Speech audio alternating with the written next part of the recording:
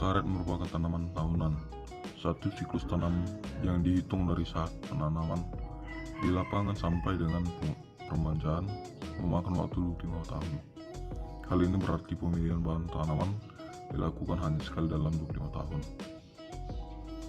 Pohon karet berasal dari kawasan hutan Amazon Brasil dan negara-negara Amerika Selatan lainnya. Menurut sejarah, asal tanaman karet di Indonesia bermula pada tahun 1890 ketika dibangun perkebunan karet pertama di Nusantara. Versi lain mengatakan jika tumbuhan karet di Indonesia baru diseleksi pada tahun 1910. Seleksi dilakukan terhadap kualitas, pertumbuhan serta produksi getah yang dihasilkan. Kemudian pada tahun 1917 teknik okulasi pada karet ditemukan sehingga sifat dan kualitas tanaman dapat dipertahankan. Salah satu jenis klon bibit karet yang unggul anjuran dari kami adalah PB260. PB260 merupakan klon bibit karet terbaik yang karena mempunyai banyak sekali sifat-sifat unggul. Salah satunya yaitu getah yang dihasilkan oleh klon karet ini sangat melimpah. PB260 juga termasuk salah satu dari sekian varietas klon karet penghasil getah yang direkomendasikan pada periode 2010 hingga 2015. Penilaian terhadap PB260 dalam memproduksi getah karet sangatlah baik.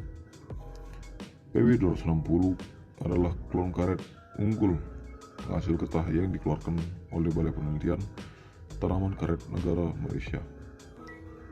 PB singkatan dari Perang Besar yang merupakan salah satu nama di Malaysia. Kelebihan utama PB260 terletak pada tingkat produktivitas tanaman dalam menghasilkan getah karet. Bahkan dari penelitian disimpulkan bahwa produksi getah karet oleh klon ini termasuk yang paling tinggi di antara semua klon yang ada sekarang. Getah tersebut berpotensi bisa dideres ketika tanaman memiliki usia rata-rata 6 tahun.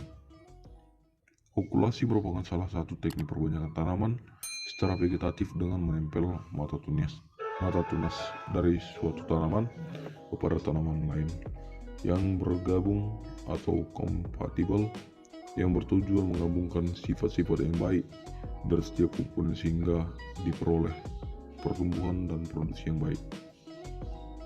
Prinsip okulasi adalah penggabungan batang bawah dengan batang atas. Yang berbeda adalah umur batang bawah dan batang atas yang digunakan sehingga perlu teknik tersendiri yang mencapai keberhasilan okulasi.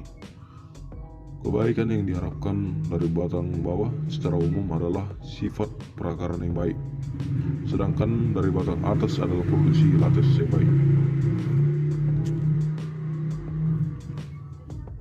Teknik okulasi dapat dilakukan dengan pertama, mempersiapkan batang bawah. Penyiapan batang bawah untuk okulasi hijau adalah tanaman yang sudah berumur 4-6 bulan atau masih berwarna hijau. Pangkal batang yang telah berwarna hijau kecoklatan berdiameter 1-1,5 cm atau sebesar pensil dan tinggi sekitar 60 cm. Yang kedua adalah menyiapkan batang entres. Untuk batang atas yang diambil dari kebun entres tersebut dipersiapkan dengan cara memangkas atau memotong kayu entres di atas garang mata pada ketinggian 90 cm. Pemotongan ini dilakukan pada kayu entres yang telah berumur 1 tahun atau lebih. Tunas-tunas yang berumur 2-4 bulan setelah pemangkasan dapat digunakan sebagai kayu entres. Yang ketiga adalah membuat jendela okulasi. Membuat jendela okulasi dilakukan dengan cara yang pertama jendela buka bawah dan yang kedua adalah jendela buka atas. Yang keempat, mengambil perisai mata entres.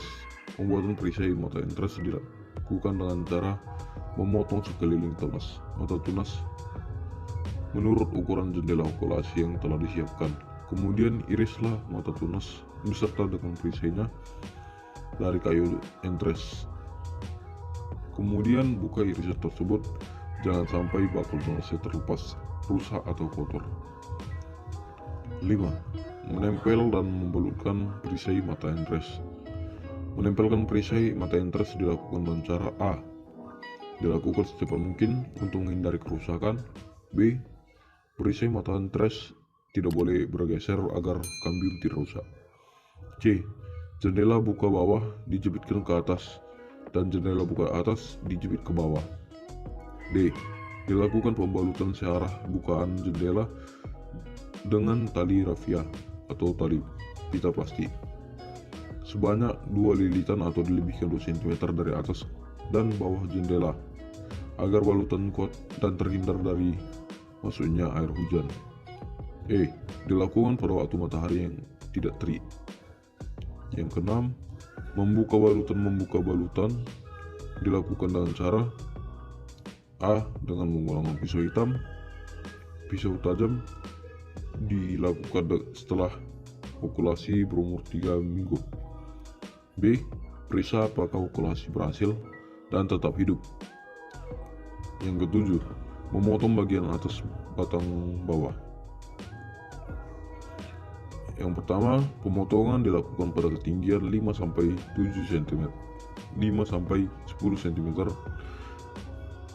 di atas jendela okulasi dengan sudut 45-60 derajat. B. Setelah dipotong, bekas pemotongan diolesi parafin atau ter untuk melindungi dari luka. Sekian, terima kasih.